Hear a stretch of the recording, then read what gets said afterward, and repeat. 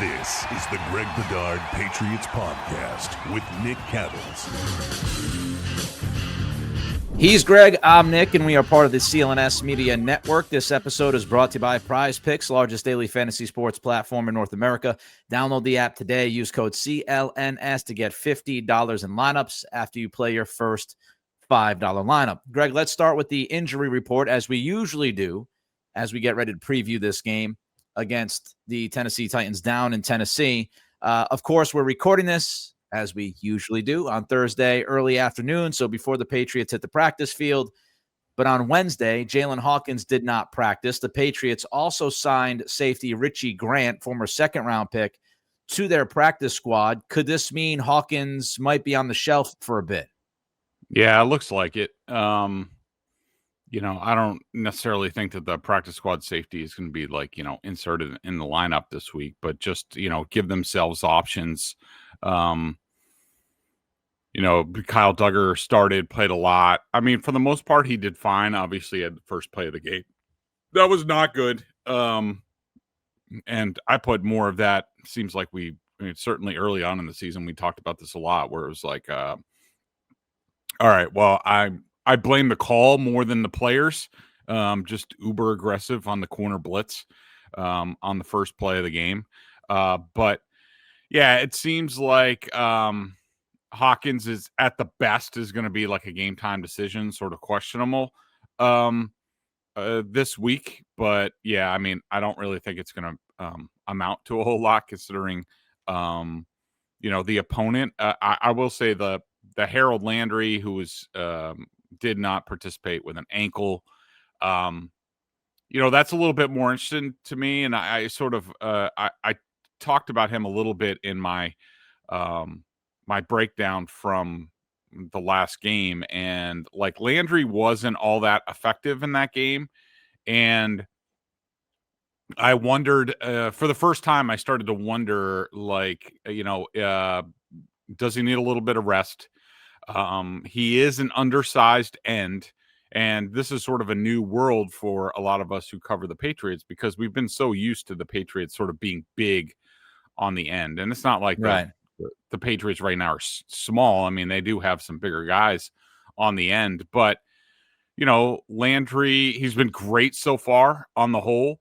But at his size, what they asked that end position to do in this defense, could we be looking at a situation where, he gets worn down over the course of the season, and you need to sort of check in on that and make sure, get him some rest when you can.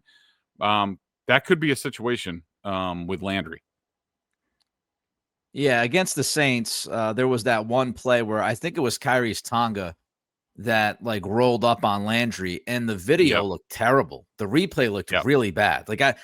I looked back to Kelly, my wife, and I said, he might be done for the season. That's how bad it looked. And Adam Archuleta was like, oh, they're making noises in the booth.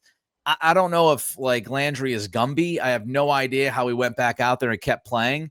So it could be part of that as well, feeling sore as the week goes on. Maybe they want to give him a little bit of a rest on that leg because of that hit from Tonga. Anthony Jennings also did not practice on Wednesday. Keon White was back, but as we've talked about, Keon White's had many, many issues on the edge. So they absolutely need Harold Landry to be healthy this year. If not, you start to look at that end position, and they're a little thin. They're a little thin there. Let's talk about guys that were limited. Stephon Diggs was limited with a chest. Morgan Moses was limited with a hip. My best guess is those guys are being load managed. Would you agree with that? Mm-hmm. Yeah, 100%. Yeah, I think so, and I'm absolutely fine with that. They have some aging veterans on this team, including Harold Landry, that are going to need that. You're going to need the maintenance over the course of a 17-game season, especially a team with a late bye in December, and so. Yeah, I'm fine with load management with those guys as far as practice goes. The good news is Christian Gonzalez was back to a full practice on Wednesday.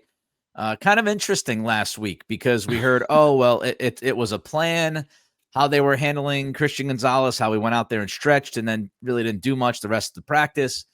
And then it was, he's not out there the next day. What's going on? He's questionable. and then he goes and he plays a ton of snaps against the Saints, and now he's practicing full on Wednesday. I'm not sure what this is. Do you think it was a plan, Greg, or do you think they were concerned of some kind of possible setback early in the week, last week? It's, I mean, you recapped it well. I'll only add that, that here they are, sort of working them out as a game time decision, and that's the way Vrabel painted it. And then suddenly the guy goes out there and plays all the snaps, and he's a full participant, like nothing ever happened. I don't know what is going on with that situation. It's apparently it's now it's just a Christian Gonzalez situation where it's just going to be odd. And then you pair him together with Carlton Davis, who seems to have an injury timeout and a flag every single game. I will just say that their cornerback position has a high degree of variance this season, and you never know what you're going to get. Yeah, I tweeted Carlton Davis. It's every game now. Every game he's down to a knee, and it's either his shoulder or his leg. Every single game, at least once, it feels like he travels to the blue medical tent. And somebody who is a Tampa fan tweeted at me. They replied and said it was the same damn thing in Tampa. Same exact thing. It was like every week something was bugging him, and he goes down and he limps off, or he's hurting walking off, and then the next series is back out there ready to go. So yeah, I don't Nick, know. You know what it reminds me of? And, the parents out there will understand that. And then also, if watching youth sports, and, we're all watching our kids' teams and something like that. There's always some kid in the league, in town, that without fail, every single game, there's some sort of injury timeout or what have you with the kid. And then, 15 minutes later, they're back out there and they're fine. That's a Carlton Davis seems like at this point.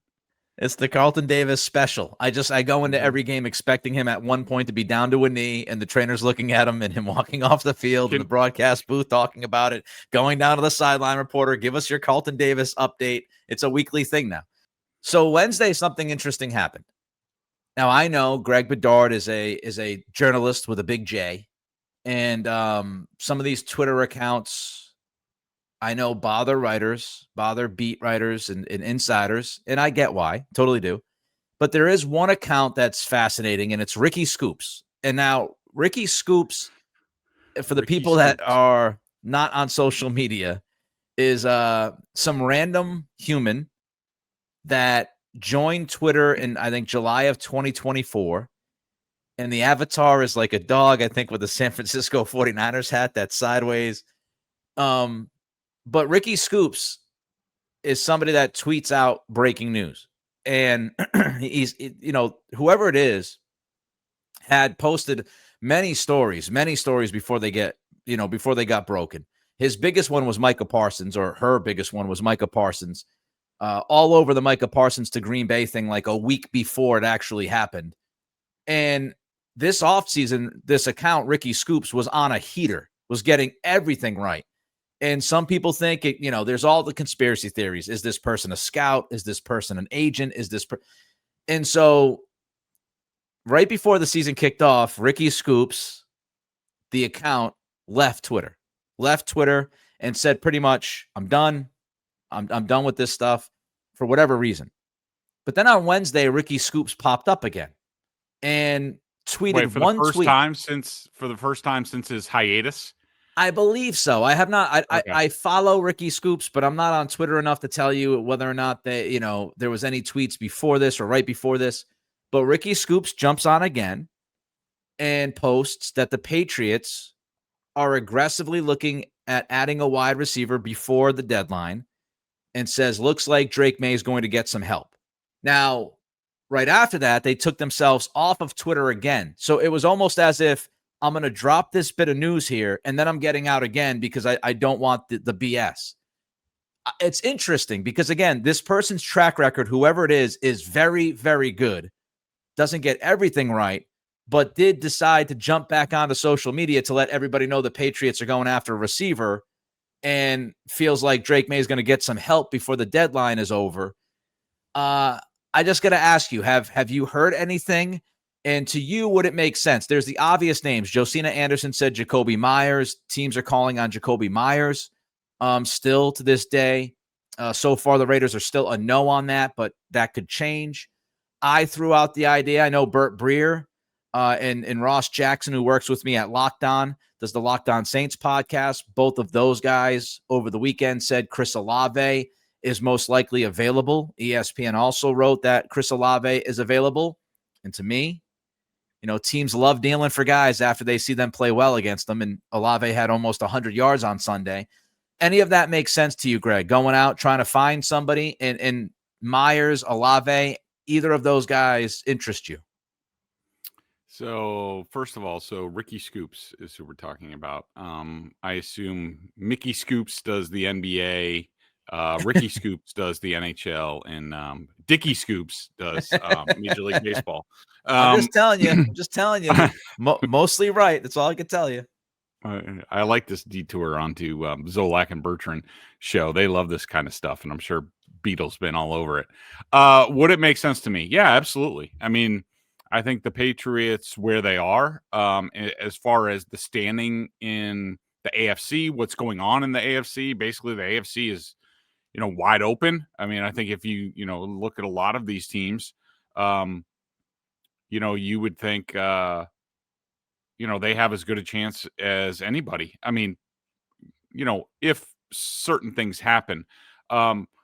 So as far as and look, I think there's a lot of things that this team needs. I think that, well, I mean, I wouldn't say a ton. I mean, because there's only so much you can do. Like certainly linebacker, we would all like to upgrade next to Robert Spillane.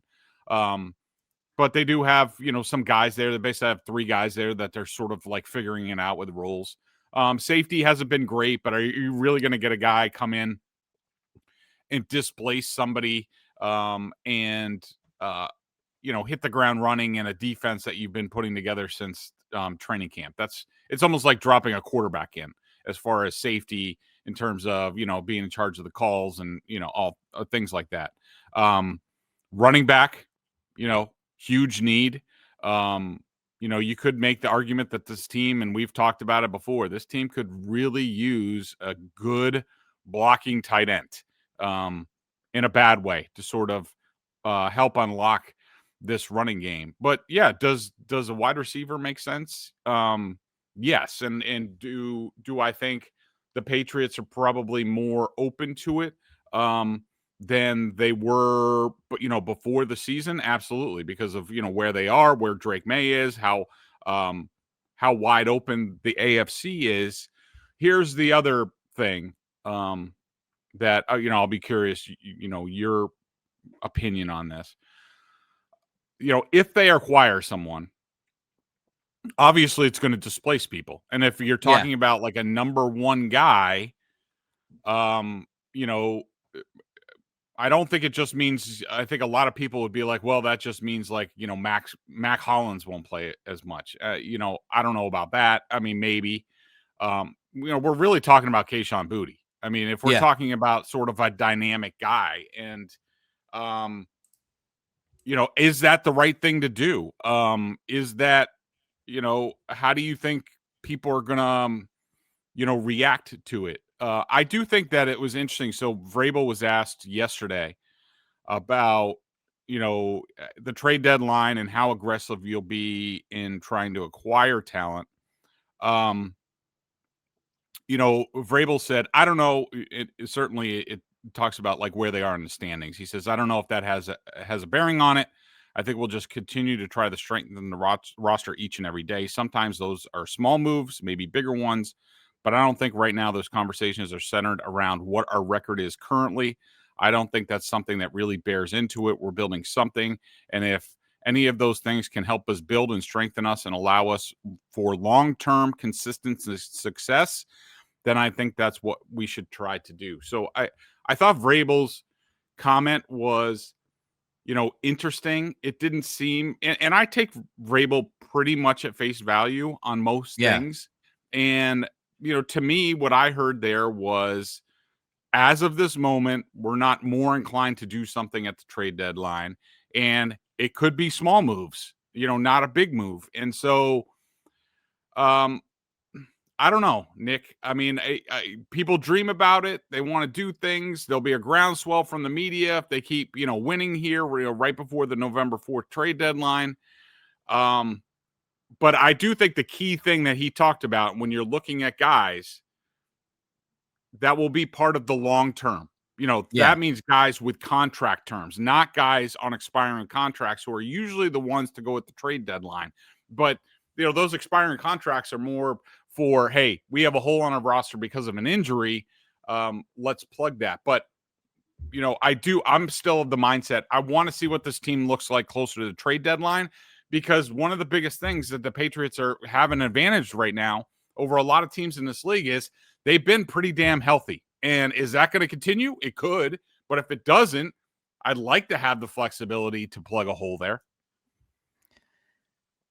Couple points. When I look at the Kayshon Boutte question, to me, I'd be hesitant to pull the trigger on Jakobi Meyers. Before the season, I was in on the Jakobi Meyers idea. But honestly, I don't know how much he moves the needle. If when you're comparing trying to continue to develop Kayshon Boutte and getting more from him and the fact that, I think Boutte is starting to look like a guy who could end up being a legit 2 or 2B at wide receiver. So are you really wanting to move on from Boutte or put him in a different position with less snaps for Jakobi Meyers? I'm less inclined to do that. Chris Olave is an interesting one because, obviously he went to Ohio State. So you would imagine Mike Vrabel would be able to get a lot of intel on him. He is, I think, if he has the right quarterback, he's a legitimate number 1 wide receiver. I think he could be part of that conversation. Is he one of the top 10? Probably not, but I still think he's pretty damn good. He's only 25 years old, so he's young, which is amazing. Yeah, it seems like he's like 35. Yeah, he's only 25. He came into the league in 2022 at 22 years old, so he's only 25, and he has the club option for next year. So it would not be a situation where you bring him in and he's gone after the season. You would be able to build on that, and he would be back in 2026. Now, of course, with that being said, he's going to want a contract extension. And so that's when you get into the conversation of, okay, well, how much do you pay him? And he's also had some concussion issues, which is a major issue with him. So there are some red flags there with, hey, contract and history of head injuries. But I think he's a good player. And I think he's better than people believe he is if he has a better, steadier quarterback. If you put him with Drake Maye, I do think he's a really good wide receiver. So Olave, I would be in on that conversation. Myers less so. But I think your big picture take is a good one, Greg, which is, you still got a couple weeks. You got 2 weeks, I think it is, from this Tuesday until the deadline. See what you've got. Continue to evaluate what you've got. I mean, if Kayshon Boutte goes on a string of games here where he's catching 5 passes for 100 yards, then you might be less willing to give up, a second-round pick or whatever it would take for an Olave. So I don't think you lose anything unless you think these guys are going to be dealt beforehand. I don't think you lose much by being a little bit more patient. I do think the Patriots will be aggressive. And I'm not telling you they're going to go out there and get stars, but I do think they're going to be aggressive. Robert Kraft's 84. He wants to win. They have a chance. The AFC is pretty much wide open, which I think we'll get to in a little bit. And, you have this opportunity in front of you. And Mike Vrabel, if you're preaching to the locker room about, you want to win and you want to be competitive and you tell your team that you believe that they have a chance to, be better than people say they are, then you might want to back that up with a move or two at the deadline. So I do think they're going to be aggressive. I don't know if that means we're trading, first round picks for stars. I don't know if they're going to go after a Trey Hendrickson, for example, because of what you brought up, the contract situation. But I do think they're going to be aggressive and try to improve this team. All right, we've got a lot. Hey, just a couple more things on this. Sure. Because, I think it's important. It'll be interesting to see how this group, handles the trade deadline. We've never been, through it with them before. But if you step back and you look at the team and you look at all like the advanced analytics or, what have you, are you looking at this team and saying, they're one player away in their passing offense from being a contender? I mean, I would say that's the best part of the team right now. And Drake Maye, Does it really make them that much better? Are you going to say, well, we're going to need to outscore teams? What about running the ball, in the wintertime?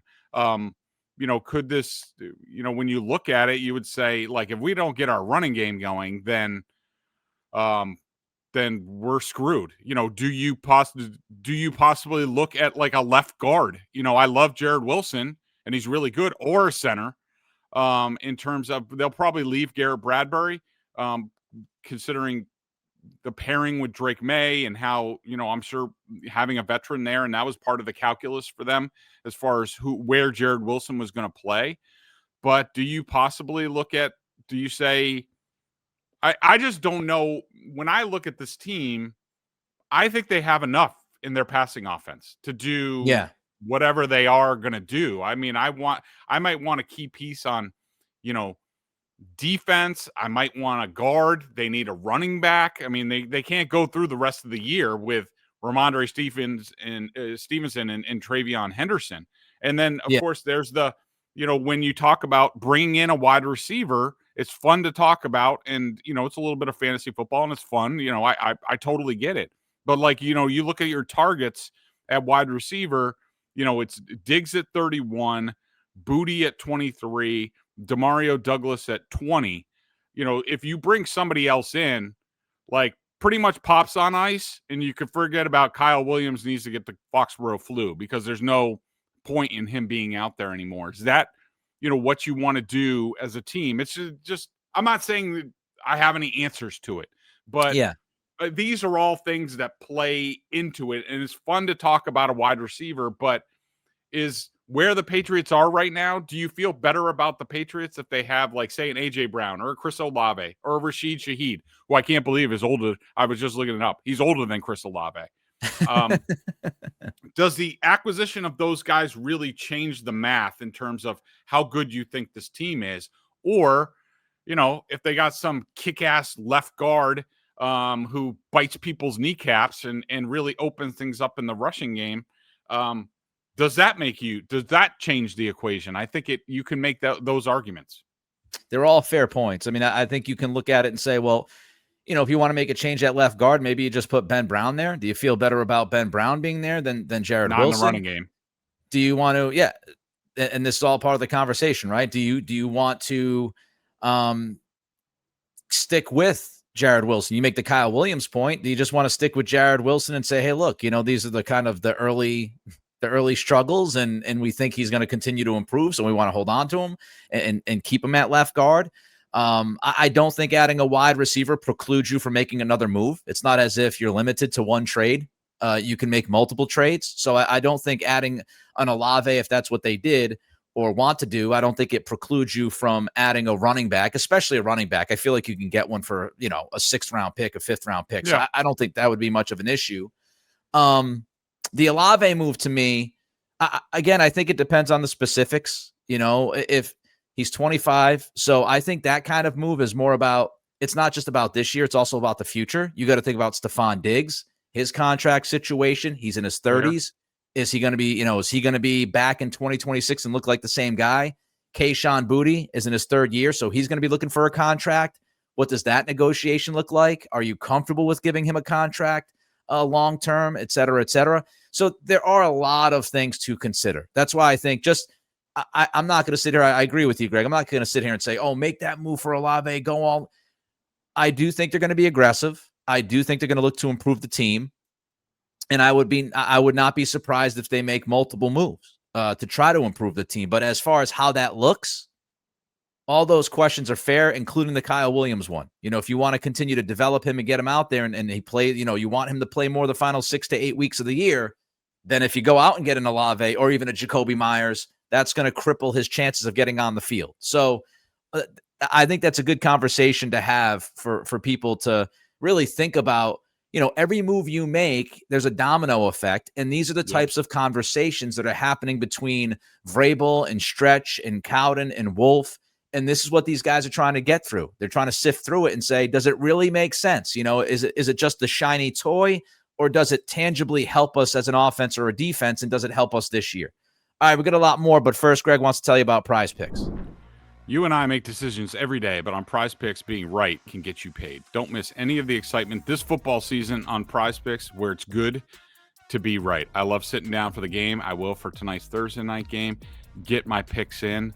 Plus, remember, there's a free Steph Curry square through the 21st that if he gets 1 point in the Warriors opener, you cash in. You only need to get one other one right, and you can win some money.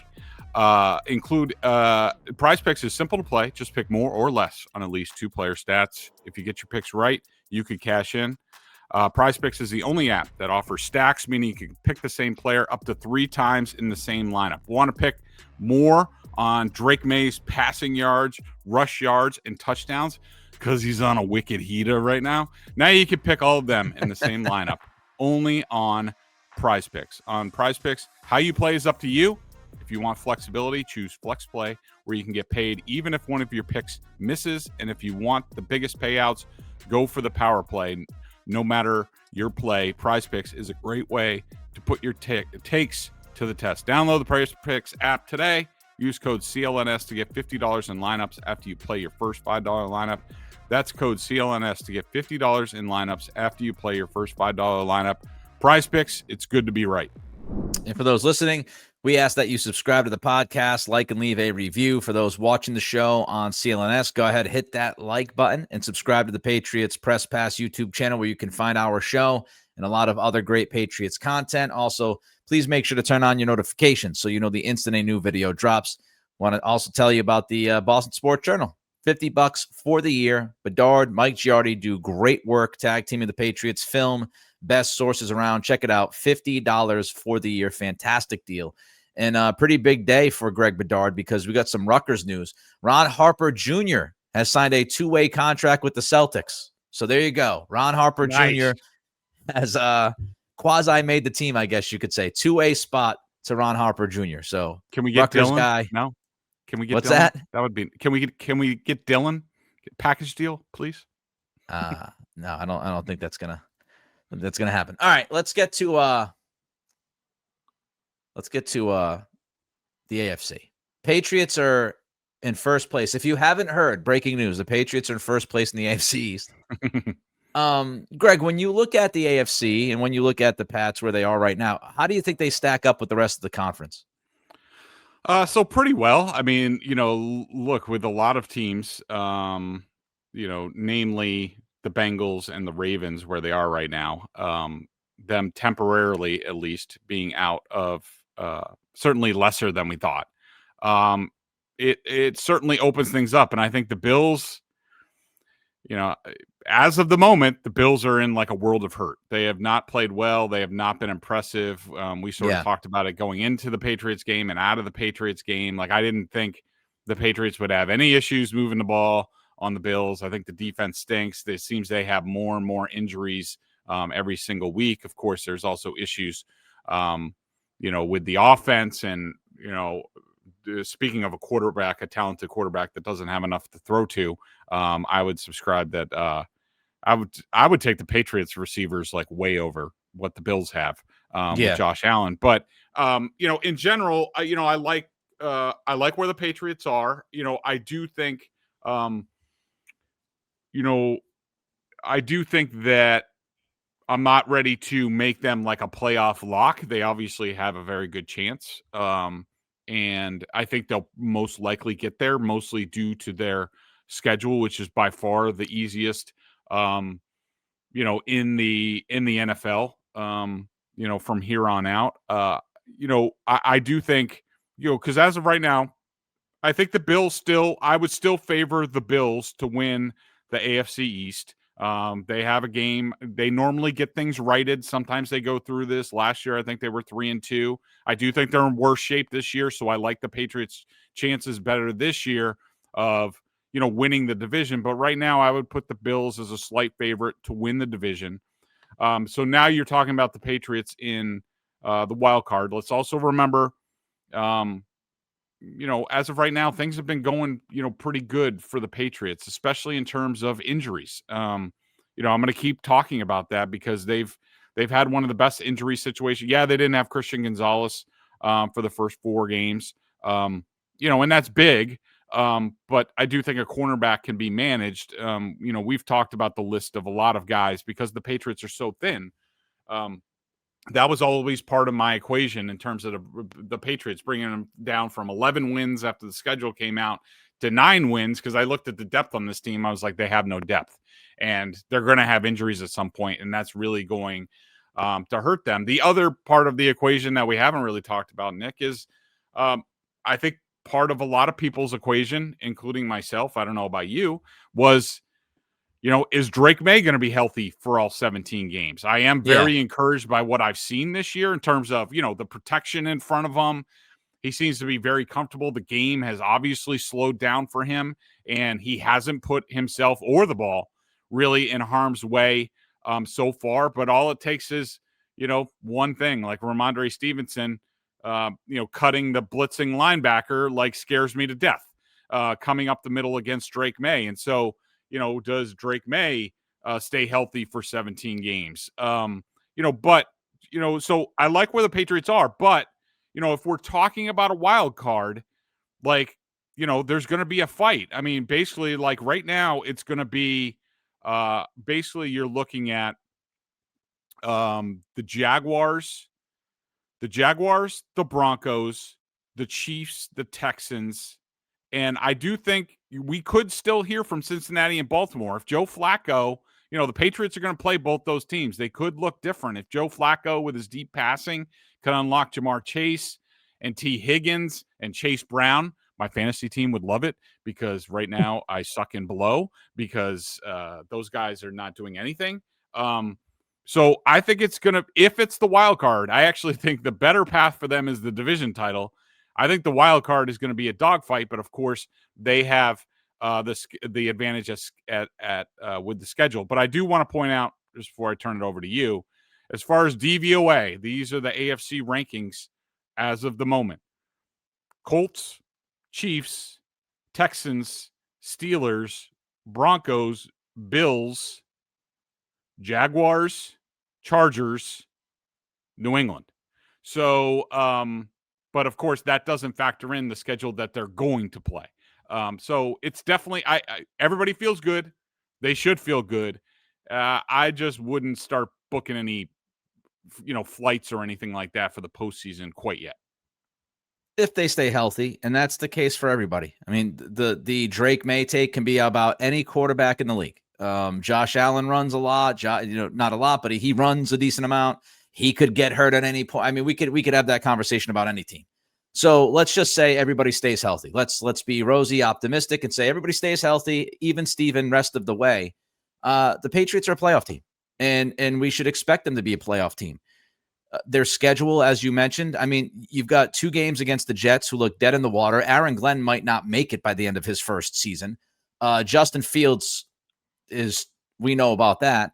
So, I mean, you got 2 against the Jets and you've got 1 against Miami, and 2 of those 3 games are week 17, week 18. How do you think those teams are going to be competing in week 17 and week 18? I think it's Tank City, USA for both of those teams. So if you win 3 games right there, just those 3 games, you now have 7 wins.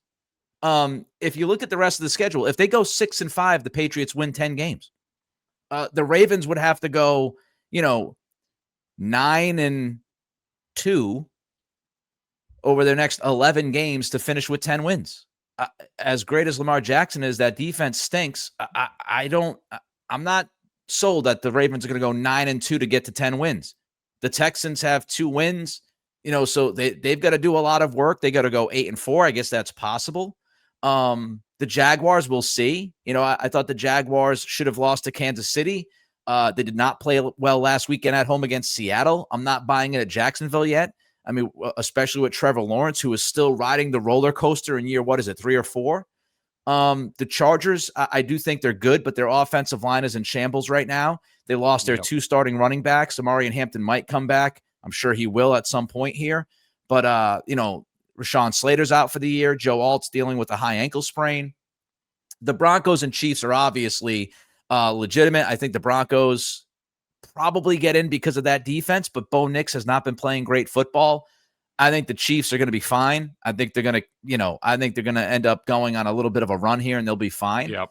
But the Patriots should be a playoff team. They should have 10 wins. If looking at that schedule, all you've got to go is 6-5 and you get to 10-7. They should be there. If they stay healthy, they should be there. And 10 wins should get you in. So I think they're in good shape right now. I don't think Cincinnati's going to have some great revival with Joe Flacco at quarterback. I guess we already talked about the biggest concerns. We've talked about that through this episode. But let me get your thoughts about Drake Maye. Now you've had a few days removed from the Saints game. I know in the post game you said, yeah, absolutely, he should be part of the conversation. On Tuesday when we went live, you said you felt like he was great on Sunday, but then you watched the film and you felt like he was great in the first half, not so much the second half. Drake Maye versus the rest of the top quarterbacks right now, Greg, after 6 weeks. How you feeling? Pretty good. I mean, he absolutely, at this point in time, 6 games into the season, he is absolutely an MVP candidate because, if Drake Maye is not playing at the level that he's playing, this team we're not even talking about the playoffs, let alone, first place in the AFC East after 6 games. And yeah, no running game, a defense that can certainly stop the run, at least on the interior. Not very good versus the pass against anybody. He's by far the reason why the Patriots are where they are. So any MVP talk, no wet blanket here, Nikki. Let people go pants off with Drake Maye as the MVP. And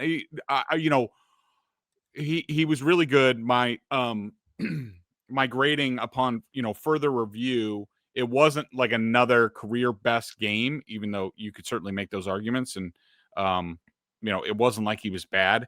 I do encourage people, if you go to my guy QB School on YouTube, JT O'Sullivan, I think he's great. I subscribe to his Patreon community, so you get longer breakdowns. Like he did a breakdown of Drake Maye, but those aren't every play where he does that on the Patreon page. It's more sort of like just like key plays. But if you want to see sort of like what I was worried about with Drake Maye sort of later in that game with some of his footwork and some of his passes, which I think comes from an over-reliance on Drake Maye, and it's one of my, I would say small W worries with Drake Maye at this point, because he goes, basically 75% of the time he plays flawless. And then there's, another 25% of the time where you're just like, those are some of his bad habits from UNC sort of drifting in the pocket and footwork getting wonky. Sort of near the end of that video, JT talks about it. I think he does a good job. But yeah, Drake Maye's been spectacular. He's an MVP candidate. Again, I can't believe that we're talking about that after 6 weeks, especially where he was in week 1. But here we are. I just wonder if he's going to be a guy that has some of those moments where, the footwork doesn't look great and you just live with it. Like, like I talked about earlier in the week, where you're at the point of, I kind of understand, like, all right, well, he's going to have some plays where they're not great plays. They're not the best decisions, but nobody really plays perfect. Nobody's flawless. And I feel like, Tom Brady he was so perfect in every way, like the mechanics and the footwork and the decision, man. I just kind of go, okay, well, if his footwork is a little wonky 3 or 4 times in the game, who gives a shit? If the guy's playing MVP level, I don't care about, wonky footwork 3 or 4 times. So I just, if he drifts once during a game in the pocket or twice, it's like, hey man, he's not perfect. You know what I mean? Like, he's not going to be perfect. He's Drake Maye. He's got a little bit of, a little bit of level of difficulty to some of the things that he does just by the way he plays. But some dudes can play that way. I don't know. I'm not going to sit here and compare him, and it's crossing sports, but there are players in every sport that are really good, if not great. And they're not perfect mechanically. They don't do everything great. I don't know if anybody would look at Ichiro and go, that's exactly how you want to approach hitting, bro. Start running out of the box before you swing. Like, so there are things that some athletes do, and they're just comfortable doing it. And if they're going to give you, 90% of the time, they're going to be elite level, then you might just take it and say, hey, that's what the guy is. He's not going to be No, perfect. He's gonna have some of those moments. Yeah, Nick, that's completely fair. My only reason for pointing it out, aside from, you know, giving people the complete picture, not just the highlights. It's these are the things that you see sort of, in the end of games or like the second half.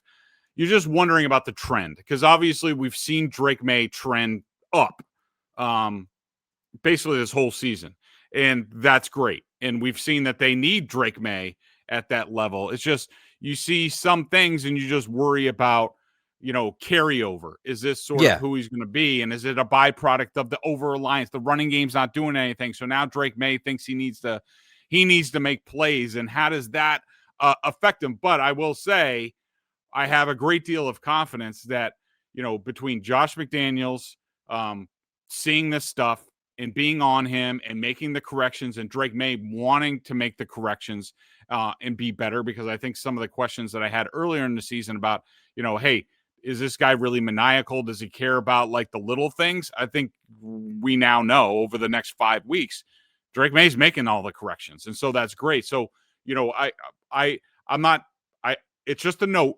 to let people know, but my belief is McDaniels and Maye will stay on it, get things corrected, and he will be at that 90%, for the balance of the season. Yeah, I mean, look, I think it's all fair as part of a conversation, and it's fair to point out, like, okay, he still shows moments of this, and he's got some weakness. That's all fair to point out. I look at games and I say, all right, well, the Pittsburgh Steelers game, for example, where he had those 2 turnovers, those 2 critical turnovers, he bounced back from that fine. The first half against Buffalo, he wasn't great. We talked about it. And then out in the second half, he looks like one of the best quarterbacks in football. So I think he has shown the ability to respond.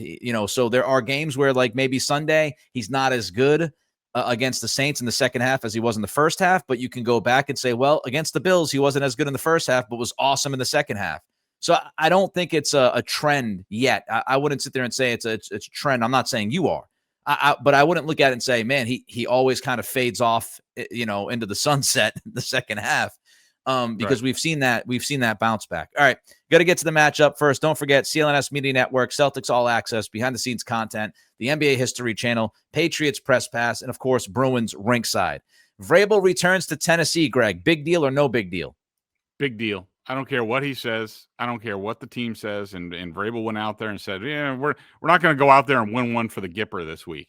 I think this is a situation where, nobody really talks about it. Vrabel certainly doesn't talk about it, but you don't get a situation where you have like 6 or 7 players on the roster who used to be Titans.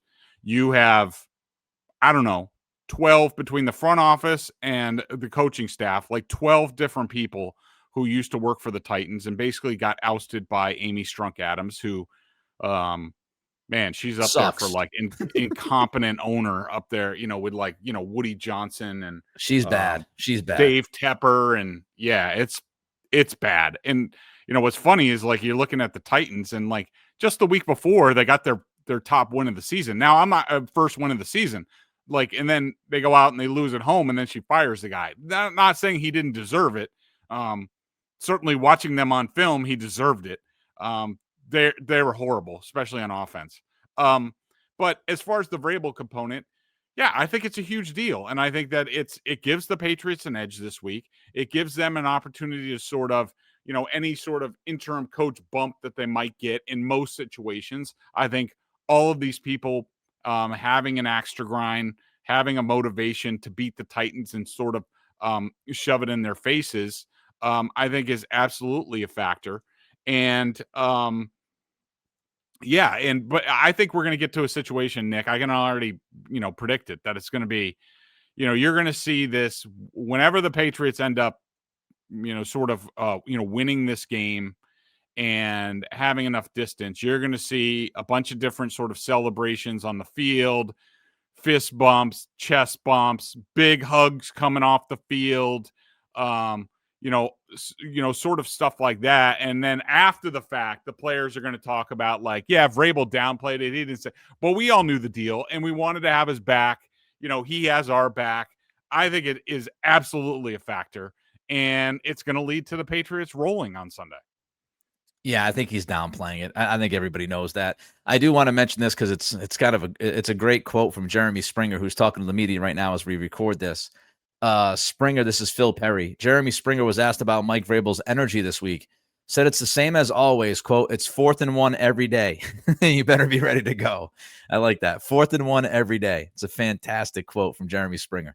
All right. You just said the Titans offense sucks on film. Of course, Brian Callahan, as we know, is now gone. Mike McCoy takes over.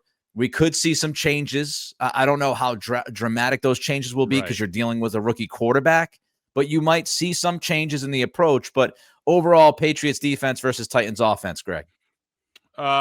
Patriots defense against the Titans offense. Yeah, it'll I will say what I saw on film, against the Raiders, and for I think on their first 5 or 6 possessions, it was wait, I have it here.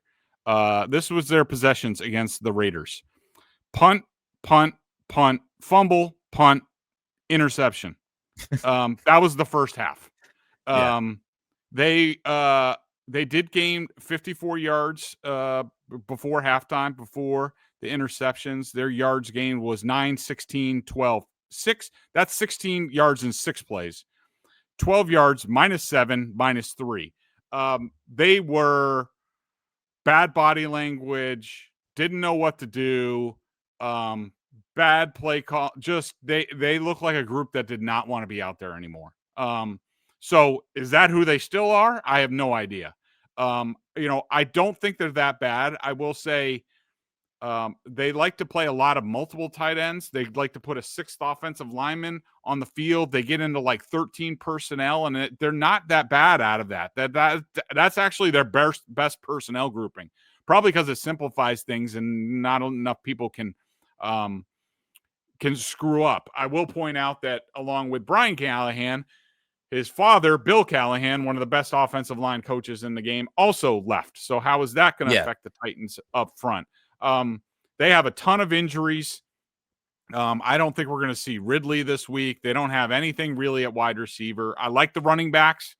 I'm not sure if they're going to have, and I just lost the practice report. But anyways, they have, I have it. So their injury report, Tyler Lockett got rest. Calvin Ridley has a hamstring, didn't practice. Van Jefferson limited, even though he really didn't look like he wanted to be out there. And we'll talk about Cam Ward. I mean, Cam Ward, I don't watch a lot of college football, so I have not really watched him. I was surprised at how sort of like sidearm he throws. He looks like Uncle Rico back there at times. Talk about bad mechanics. If I had to watch him every week, like I'd have a conniption over how bad his footwork and his throwing mechanics are. Definitely athletic, can keep plays alive. You don't want to let him do that.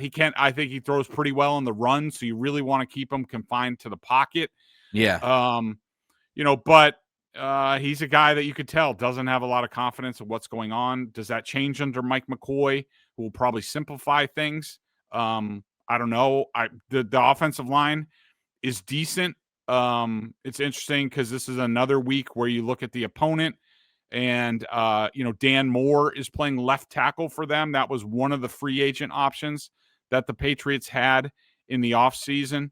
But he signed for a lot of money with the Titans. I don't think the personnel isn't horrible. I like the line. I like the running backs between Pollard and Spears. But they're just a mess right now. I mean, am I going to say they're no threat? No, because maybe McCoy can make some sort of difference and give Cam Ward some confidence. But as of right now, they're a complete mess on the offensive side of the ball. Yeah, I mean, they're receivers. It's I did the crossover with Tyler Rowland on Lockdown, and the way he was describing, the Cam Ward supporting cast and some of the stuff they've been talking about and more play action and this and that, it sounded just like the conversations we had with Drake Maye last year. Like who do you trust? The play calling, the lack of receivers that can consistently hurt people. Calvin Ridley, he's got a hammy now, but seemingly he has not been the most focused, intense, urgent player on the roster this year. I watched the game against the Raiders. It was a tough watch. You got Van Jefferson, who made a couple catches, but other than that, Conquo is a pretty good athletic tight end.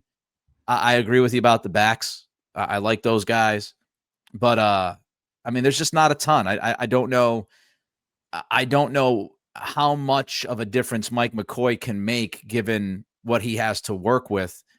But we'll see. We'll see. And again, it's a rookie quarterback, so you never know. The wild swings of play from rookie quarterbacks are there. Pat's offense versus Titans defense. I like the Titans defense. As opposed to the offense, those guys play. They play for, and I had never really heard of their defensive coordinator, Denard Wilson.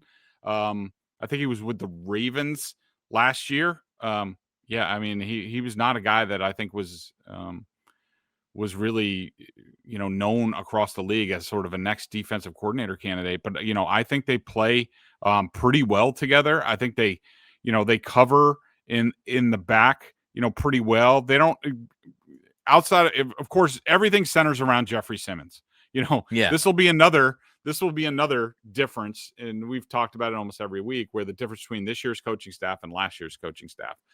Trust me, the Patriots are not going to let Jeffrey Simmons go off. If he does, it's going to be because he's superhuman, which at times he is, and he just makes Jeffrey Simmons plays. But I just remember last year, they had no plan for Jeffrey Simmons, and he basically won the game by himself. Yep. I was like, I was ready to throw things watching that game. Like, you got to be effing kidding me. Like, that's the one guy you have to worry about on the Titans defense, and the Patriots had no plan. They treated him like, he was Corey Durden or something like that. But anyways, let's not revisit that. But, I like this defense. I think the Patriots are going to have some trouble. They're going to get Tavondre Sweat, the nose tackle out of Texas. They just started the clock on him. He would really help them in the middle of the field. And big fella, I don't know how much he's going to be able to play, but really more of a run guy. But you get him in there. Their run defense is a little bit better. Their edges are, really, nothing to write home about, but they're effective in the scheme. I mean, between Jihad Ward and Draymond Jones, not exactly household names and won't blow you away, but they're solid. I like I love the linebacker, number 33, Cedric Gray, good player. The safeties are good. Xavier Woods, Amani Hooker, and I think they play somewhat sticky coverage. I think the Patriots offense it's not going to be a well-oiled machine. I think they're going to have some trouble against this Titans defense. I think the Titans defense is going to make some plays. But, I think they'll have, as long as they can, get on top and make the Titans play from behind, then that's their type of game. All right, PrizePicks. Download the app today. Use code CLNS. Get $50 in lineups after you play your first $5 lineup. Time for the game pick by Greg. Of course, I wait until Friday's episode of Locked On Patriots to give you my pick. I will tell you, again, I say this every week, not a shocker. Greg and I pretty much in lockstep, 3-3 straight up, 4-2 against the spread. Both of us have those records right now. Week 7, this weekend, this Sunday, Patriots are giving 7. They're on the road, and they're giving 7 to Tennessee. The over-under, Greg, is 41.5. Yeah, certainly not enough. I mean, I like the Patriots, and I like the over. I like the Patriots, with the points. I think now I think there's been some discussion, and I'm sure there will be more discussion, is like, oh, is Vrabel going to blow doors, on the Titans? Is this going to be like 2007 Patriots, like, these guys like running up the score for Vrabel, holding some sort of grudge type of thing? I don't really see that. I really don't. I mean, I know Vrabel wants to win this game, and he wants to win it impressively, but you got to remember, and we've sort of seen this from Vrabel, about how much, he cares about his players. And there's a lot of players on the other side that played for Mike Vrabel. And at the end of the day, I do not think he's going to let his guys that used to play for him, and who knows, some of them might be future Patriots. I don't think he has any interest in embarrassing those players on the other side. So if there's a situation where the Patriots are up like 14-17 in the second half, they ain't going for more. They're running clock. They're trying to possess the ball. They're trying to get out with class. So I like the Patriots big in this game. Would you say the over-under is like 41.5, something like that? Yeah, 41.5. I want to say something like 24-10, 27-10. I'll go with 27-10, something like that. I do think that the Titans defense is better than maybe their DVOA and advanced analytics are. I do think they'll give the Patriots some troubles, but I don't think this Titans defense can do anything. Not that the Patriots are great on defense or anything like that, but I just think the Patriots, it's a business-like game. They get the job done. They're not in peril, sort of like at Buffalo and at Saints, where the other team has the ball and they could take the lead. I don't think we're going to see a situation like that this week. All right. So Greg's feeling good about this one on Sunday. We'll see how it all unfolds. Everybody have a great weekend. We will be back next Tuesday live at 12:15 on YouTube. Until then, be well.